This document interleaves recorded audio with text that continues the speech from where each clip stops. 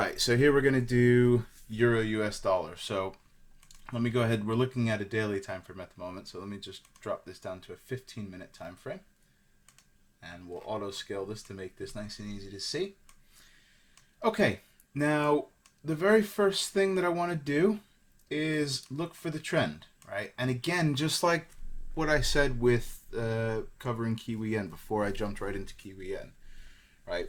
Before we just go ahead and jump right in, guns blazing, tools spreading, trend lines drawn, before we get to any of that, take a second to just look at the chart itself, just the naked chart, and absorb it, and just kind of get to be at one with the chart, right?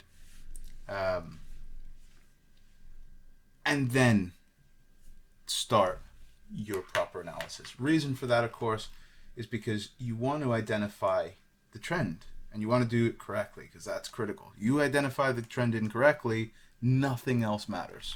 Nothing else. You can have your fibs drawn out perfectly, as in according to the rules perfectly, but if the trend is wrong, none of that matters. Okay. And so what I can see, just kind of scrolling back, I can definitely very clearly see an uptrend here, right? I mean, hopefully there's no question about that. Market's making higher highs, higher lows, higher highs, higher lows. So very, very clearly can see the uptrend there. What I want to do, though, is I want to identify where that uptrend begins, okay, because that's where I'm going to start my fibs. And so this low in particular right here stands out to me at the moment, right? And so I'm going to just go ahead and drop a horizontal line in there because I want to look at the movement that happened beforehand, okay? And I'm glad I did, because as suspected, the move that happened beforehand was pretty much just pure consolidation, similar to what we saw on Kiwi Yen, right? Where we had, consolidation, and then boom, finally the trend established itself and then took off, and never looked back, for that matter, right? And so, we're seeing the same thing here. And so again, by following this process, by stopping for a moment and just taking a breath and taking in the market from that bird's eye view, clean, without anything on it, you then can kind of start to get the sense of where you should be starting your fibs, and your overall trend, etc., which again is mission critical, right? Okay, so I've determined, by doing this, that my trend is right here. It's inside of this box that I'm drawing right here. Okay, starts right here. And then from this point, the market makes higher highs, higher lows, higher highs, higher lows, and never looks back, right? Now, this is a 15-minute time frame, so this isn't, we're not looking at a whole tremendous amount of time here.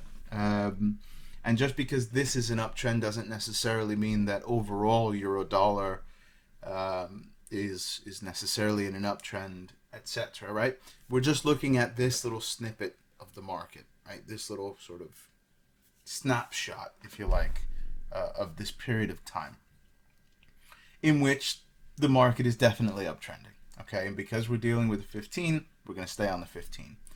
Now, the process is the same time frame to time frame, right? And they teach you inside of the course, inside of the Ultimate Forex Trading course, how to correlate the time frames, right? And how to take the information that you gather from the one and sort of break it down and marry it to the information you gather on the others. All right, and so you keep doing that until eventually you've broken it down so much that you come to a tradable opportunity, and that's when it's decision time at that point, right? And so, but in any event, I digress. In this case, we're just going to stick to the 15. Okay, so, but again, point of all that is just to say the process is the same, no matter what chart you're looking at, no matter what time frame you're looking at. Process is always the same. Okay, I throw my fractals on here again because because they are make life easier. Again, you don't have to do this, but I will come in with my trend lines again, just because it doesn't hurt. Number one, number two, it's also good for helping to develop context and hoping to see context overall. And that looks like a major low to me that we're not coming back from. Yeah, that's correct. Okay, so there's my first trend line. And then you can see I have all these lows in here, which are major lows, but they're not connected. And they come before that highest high there, which is up here, but they're not yet connected, right? And so I need more trend lines. Because, again, the goal with these is to connect all the lows that come before that highest high in an uptrend. And in a downtrend, all the highs that come before the lowest low. Okay. So I'm going to drop that trend line in there. I've anchored it there, and then I'm just dropping it randomly so I can adjust it later. Because I want to grab that low right there. That's what's standing out to me. Right there. Now, I'm changing this to a dashed line because obviously this is a broken trend line, even though we're still above it. We did break it. Okay, and so all that means, right, is that this is likely very good support. Very good support right in here. Because we're still above it. You know, if the market were to break below, then that would change over to resistance. Because as I teach you in the course, past support becomes future resistance. Past resistance becomes support. Okay, let's go back to that starting point there. Okay, and for reference, we're actually right in line with the starting point from Kiwi Yen. Okay, very, very close. We're on the 4th of November this time. All right, and so there's that lowest point, right? Lowest point to the first official high, which is just there.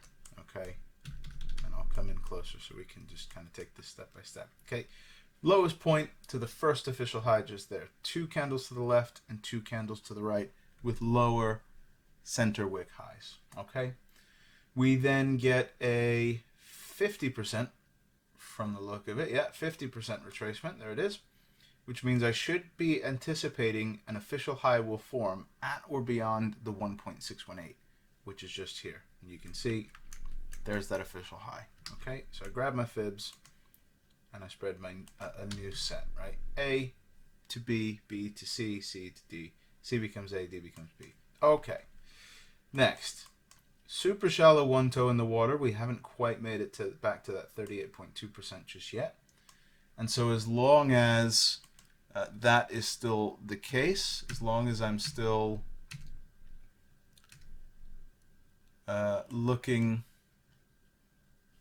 at that as my deepest point of retracement, then I'm still targeting the 2.618. Okay, so 1.1842, I should get an official high. Boom, there it is, at or beyond. And there it is. Okay, so C to D, C becomes A, D becomes B. There's my new set of fibs. Okay, and in this case, did we make it back to that 38.2? It's possible. The low here is 1791. Ooh, yes we did.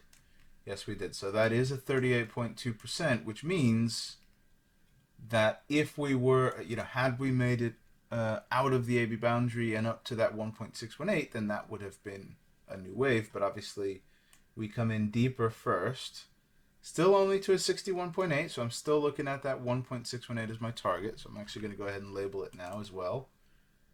Okay, so 1.19707 to be exact.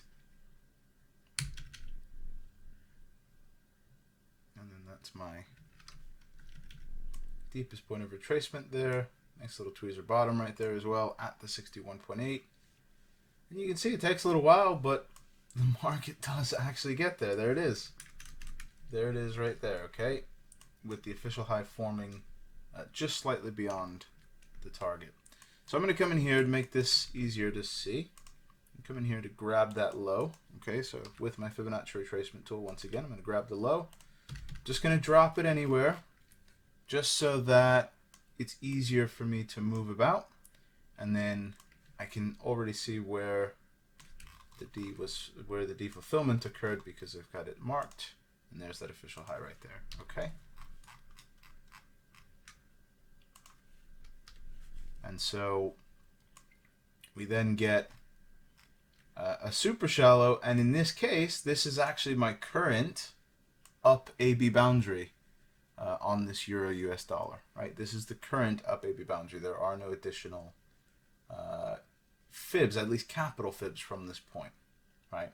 Now there are subs, and if we want to go ahead and spread the subs, let's start from here, okay? So again, I'm looking at the trend, right? That's really what I'm mostly focused on. Looks like we may have some reversals in here, but that's okay. We'll deal with them as they come. It's a good exercise to just spread your fibs, right?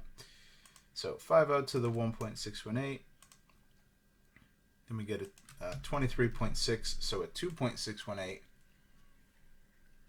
Okay, then I get a 50% and a 1.618. 23.6, so again, I'm going to drop this anywhere.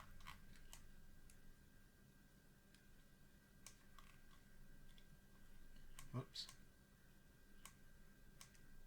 Okay, so in here, 1.22069. 1.22069. Right, that's what I'm looking at there. 1.22069. Okay, so there's the official high right there. Boom. Finally.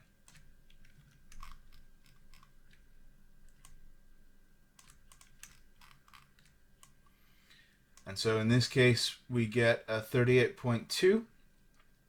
The market then leaves the AB boundary, then comes back in almost to equal that low again. It broke the trend line in the process, but upon approach to this zone of support, which you can see kind of nestled nicely right inside of this fib here, that is a beautiful level of support right there. Look at that. Beautiful level of support. And so the market came down, touched it, and then took off like a rocket, broke back to the upside of this trend line, this inner trend line, where again, you know, we're now looking at this as support because we're on the other side here, right? And so these are my current fibs and sub fibs, both of which are up. And so my sub 1.618 target is right there, 1.2320. So 1.23209 to be exact. That's my sub 1.618 that I'm anticipating. And then the capital fibs, I can get rid of some of these older subs here. The capital fibs, right? I'm looking at a target of 1.2343. So 1.2343. Last digit 6 to be perfectly exact. And so you can see I've got two targets here, both of which are 20 pips apart from each other, both of which you know, are to the upside. So I hope this has been helpful for you, Tanya, and for anyone watching this video. I do hope this has been helpful. If you want to learn more about Fibonacci's, I go into this extensively in the Ultimate Forex Trading course, this and many, many other topics. Come and check it out, www.kickstarttrading.com. See you next time. Bye-bye.